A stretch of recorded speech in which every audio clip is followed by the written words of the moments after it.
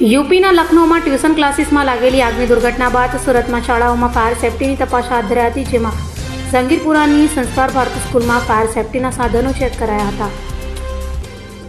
ઉત્તર પ્રદેશના લખનૌમાં ટ્યુશન ક્લાસમાં લાગેલી આગ બાદ સુરત ફાયર વિભાગ જાગ્યું હોય તેમ સુરત આવેલી સ્કૂલોમાં ફાયર સેફટીને લઈને ચેકિંગ હાથ ધરવામાં આવ્યું હતું. ઉત્તર પ્રદેશ જેવી જ ઘટના સુરતમાં પણ ભૂતકાળમાં બની હતી, જેને લઈ સુરત ફાયર વિભાગ દ્વારા સરપ્રાઇઝ ચેકિંગની જગ્યા પર ફાયર વિભાગે શાળાઓને જાણકારી આપી અને ચેકિંગમાં પહોંચતા શાળાઓ સજ્જ થઈ ગઈ હતી.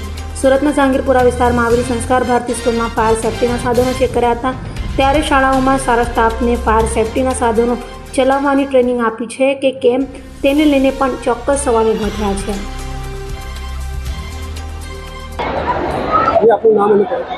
મારું નામ ધર્મેશ એમ પટેલ છે.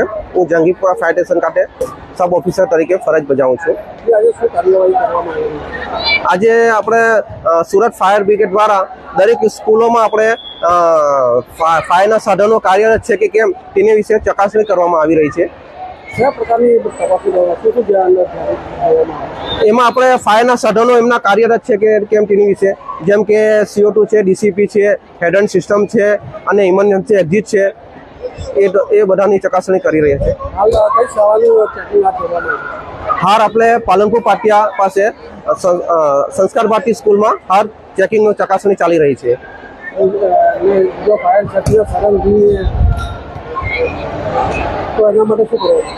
હાલ ફાયરના સાધનો કાર્યરત ન હોય તો એમને આપણે ફાયર દ્વારા ફાયર નોટિસ આપવામાં આવે છે. કાર્યરત ન હોય તો એમને પહેલા નોટિસ આપીએ છીએ, પછી એમને શોકીસ નોટિસ આપવામાં આવે છે. તે ઉપરાંત બી કાર્યવાહી ન કરે તો એમને આપણે સીલ કરી દેવામાં આવે છે. હાલ સુરત શહેરમાં અલગ અલગ ઝોનમાં અલગ અલગ ફાયરની ટીમો દ્વારા હાલ ચેકિંગ ચાલી રહી છે. અભય થઈને નિષ્પક્ષતાથી નિરપેક્ષ રીતે વાસ્તવિકતાનો અરીસો રૂપી સચોટ માહિતી લાવતો સત્યની સાથે અભય ટાઈમ્સ.